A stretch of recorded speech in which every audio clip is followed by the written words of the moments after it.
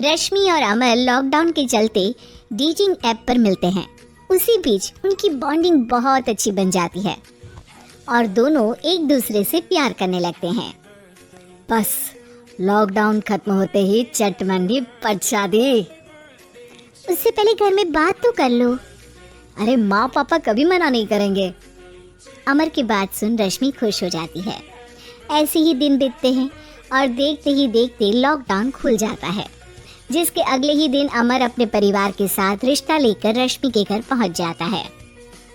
अभी लॉकडाउन खुला ही है और कोरोना तो खत्म भी नहीं हुआ, इसलिए ज्यादा कुछ ना करके अगले कुछ दिनों में छोटे फंक्शन के साथ शादी कर लेते हैं।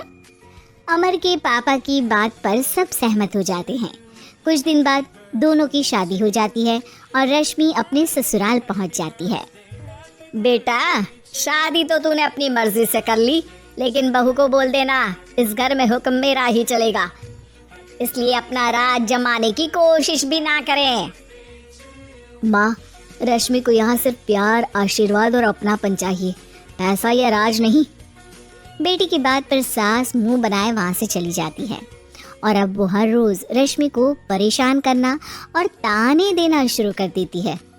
देखो, ये है आजकल की लड़की, इंटरनेट पर लड़कों से बातें करते हुए इन्हें शर्म भी नहीं आती, और यहाँ तो देखो कितनी सीधी सुशील बनकर दिखा रही है। मम्मी, शादी के रिश्ते वाले इंटरनेट ऐप से जब किसी को कोई दिक्कत नहीं है, फिर डेटिंग ऐप के जरिए मिलना किस तरह गलत हो सकता है? रश्मि के डेटिंग ऐप वाली बात सुन उसकी हैरान सास तुरंत तुनक कर पूरे घर को सिर पर उठा लेती है, जिसकी आवाज सुन अमर और उसके पापा भी वहां आ जाते हैं। हाय मेरी माता, इतना बड़ा झूठ! डेटिंग ऐप को इंटरनेट के जरिए मिली है बोलकर इस कलमुही को मेरे सर ला बिठा दिया। अरे नास पिटी, तुझे जरा भी शर्म नहीं आई? वहां न जाने कितने लड़कों से गुलू गुलू करके तुझे मेरा ही लड़का मिला था फंसाने के लिए। माँ, मुझे तो समझ नहीं आ रहा क्या बोले जा रही हो। डेटिंग ऐप इस्तेमाल करना कोई अपराध नहीं है, और तुम रश्मि को ऐसा कैसे बोल सकती हो? मैं भी तो था उस ऐप पर। पहले उसके लिए माँ से झूठ बोला और अब लड़ाई कर रहा है। सास और अमर की बात सुनकर रश्मि हैरान खड़ी रहती है।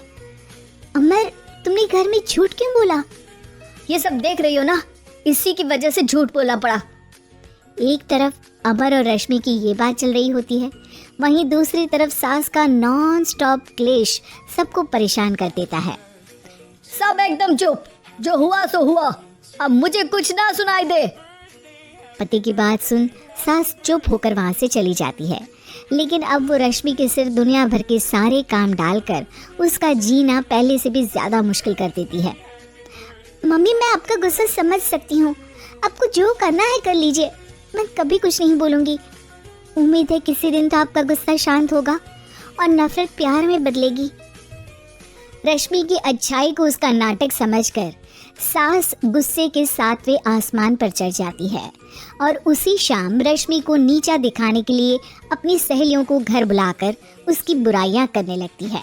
अरे कौशल्या, क्या बताऊं, आजकल के बच्चे ना बहुत एडवांस हो गए हैं।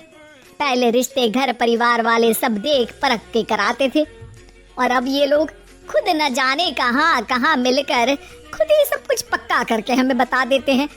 लड़की का कैसा दिन धर्म, कैसा ईमान, कैसा चरित्र कुछ नहीं पता, बस प्यार किया और घर लाकर बिठा देते हैं। अरे ऐसा क्यों बोलती हो? आजकल बच्चे अपने आप में बहुत समझदार हो गए हैं, और फिर पूरी जिंदगी तो उन दोनों को ही साथ निभानी है। अपनी पसंद से शादी कर भी ले तो क्या दिक्कत? तू ही देख ले, पहले इतना अच्छा बेटा और अब सोने पर सुहागे जैसी सर्वगुण संपन्न बहू। और पता है, अभी कुछ दिन पहले मेरी बेटी ने मुझे डेटिंग ऐप के बारे में बताया, जहाँ लड़का लड़की अपनी पसंद से अपने आप एक दूसरे को चुन लेते हैं, और फिर अगर सब सही रहता है तो बात आगे भी बढ़ जाती है।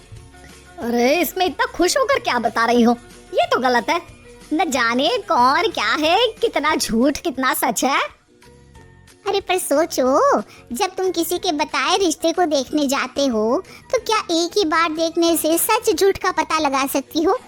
जरूरी नहीं कि बच्चों का लिया फैसला हमेशा गलत हो। अरे बहुत बार हमसे भी तो गलत फैसले होते हैं ना। अच्छे बुरे लोग तो हर जगह मिल सकते हैं, फिर इसमें सिर्फ बच्चे ही गलत कैसे?